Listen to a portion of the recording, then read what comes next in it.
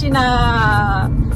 Welcome to LA Gigi. Баярлалаа. За ингээд та бүхэндээ энэ сайхан өдрийн мэндийг хүргэе. Нарлаг нартай Калифорниагаас та бүхэндээ мэдчилж байна. За тэгээд цэцэл далааж байгаа чинь YouTube channel. Welcome back guys. Yes. Бид нар Malibu руу явж байна. Яг одоо Santa Monica Beach хажуугаар далаа яг хажуугаар маш гоё үзэсгэлэнтэй газраар явж байна. Тэгээ одоо сайн харагдах байх шиг байна. Тэгээд яг энд явж байгаагийн бас Агуулаа юм хэлчихсэн. Хэлчихлээ. Гойж байгаа. Мэргүй байна. Тэгээд нэг юу хэ?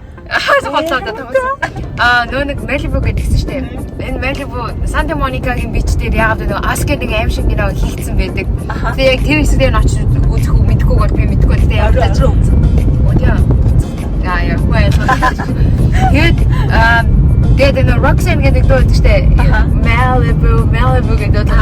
Тэр хоёр Malibu гэдэг хамгийн түрүү санаанд байна. Тэгээд би яагаад одоо яг эндээс энэ бичлэгийг эхлүүлж байгаа вэ гэхээр Калифорни мужийн Лос Анжелес хотод аялж байгаа болж ижи. За амьдарч байгаас бол энд. За сурч байгаагаас бол цацрал. Бид гурав яг өөрсдийнхөө бодлоор Лос Анжелесын давуу тал болон сул талыг товчхон хэлчихье гэж бодсон. Хэдхэн минут. За ингээд 5 давуу тал 3 сул тал хэлнэ. Тэгэхээр тийм үү. Чиний хувьд аяллаар товчхон ирж байгаа тийм. Давуу тал нь Лос Анжелесын аялаад ирж байхад юу яг юу нүдэнд чи хамгийн гоё санагдаж харагдаж байна. За Лос Анжелесын давуу талыг ярих юм бол штэ.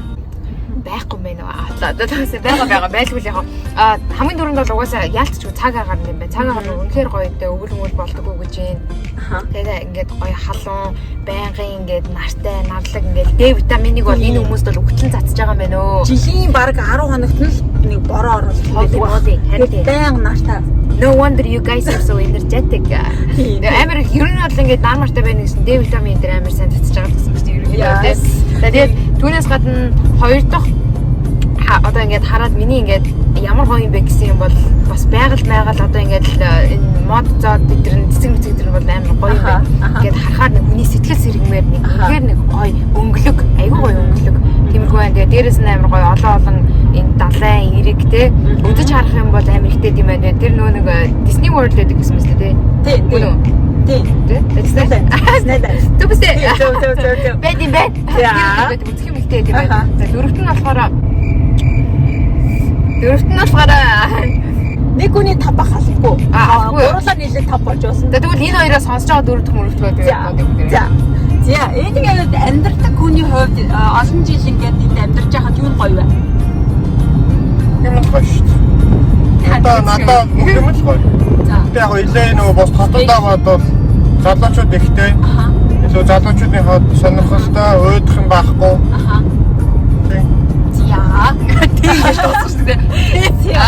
За миний хувьд нь шүү дээ. Би энд сурж байгаа одоо оюутны олон улсын интернэшнл оюутны хувьд надад хамгийн одоо гоё санагддаг зүйл нь илээд орон орны хүмүүс амьдардаг. За бүр бусад хот, бусад мужуудыг бодох юм бол бүр ингээ холилдсон бүх орны хүмүүс баг байгаа. Тэгэхээр жишээ би энд ингээд англи хэл анх сурах гэж ирсэн хүн одоо би баг сах ингээд солонгос хэлийг ярихт нь ингээд ойлгодог болоод буцаагаад хариултын болохоор ингээд жоохон баг цаг өгөх гэж хичээж байгаа. Дээр нь Испани одоо яг Спаниш те Латин Америкчуудын хэлээр бас ингээ ганц нэг үг бас хэлж сураад байна. Хүмүүсийн хэлж байгааг бас ганц нэг үгнүүдийг ойлгодог болох гэх мэтчлэн орон орны ёс заншил, орон орны найзуудтай болж байгаа. Энэ бол бүр үнэхээр гоё одоо тал нь.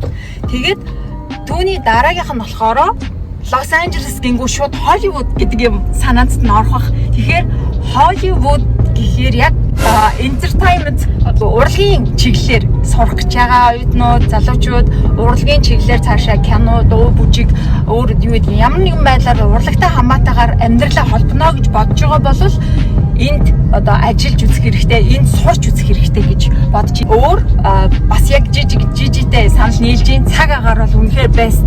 За тэгээ цаг агаартайгаа уялдаад ч тэгдэг юм уу? Хүмүүс амар нөхөрсөг.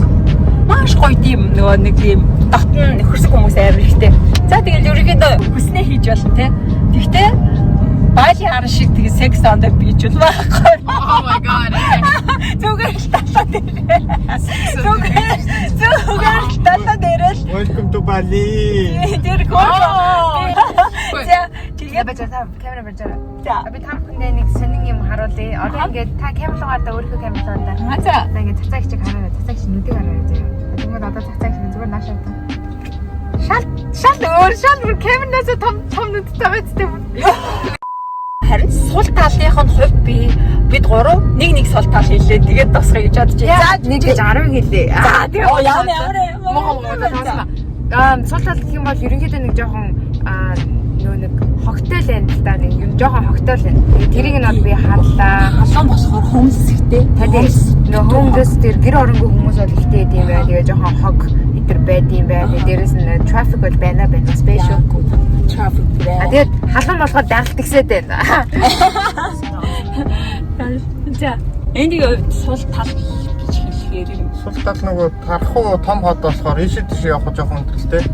Машинтай байхгүй бол болохгүй. Автобусн суухаар өдрийнхөө талыг унаанд өнгөрөө чинь тэр нь жоохон дөвгтэй. Тэгэхээр машинтай байлаа ч гэсэндээ төгжээ айгүй их одоо ч гэсэн ингээл төгжрээд явж байна. Тэр нь л хэцүү. Яг үнэ. Би оюутан болоо ирээд эхний нэг хэдэн сар бүр унаагүй машингүй байхдаа дор хаяж 4 цаг нь автобусанд өнгөрөөдөг байсан. Бүр үнэхээр хайраа. Тэгээд яг тэрнтэй санал хийж. Хоёрт нь болохоор илээ бол юу нэлээд ийм үнэтэй газар амьдрахад тэгснэ. Муухай цалин нь бага. Калифорни мужид дотроо харьцуулаад жишээ Сан Франциско хоттой харьцуулангууд Сан Франциско хамаагүй өндөр цалинтай, илээ бага цалинтай. Тэгэхээр энэн дээр сайн тооцоолол хийгээд залуучууд маань хуримтлал үүсгээрээ өөрийнхөө сурах байгаа, амьдрах байгаа газараа тий өөрийгөө эртнээс сайн бэлдээрэй гэж хэлэх бай. За ингээд бид гурийн зүгээс өнөөдрийн энэ дугаарыг өндөрлөж байна. Баярлалаа. Шинэ хоёр дугаараар дээрээс subscribe дараа бид мартаарай. Die Gigi Instagram-дээр Gifter. дараарай. Ja, California Andy, Gigi Violet. Цацрал Анжела, YouTube бол цацрал 7 жаргал. Яа баяртай. Майка.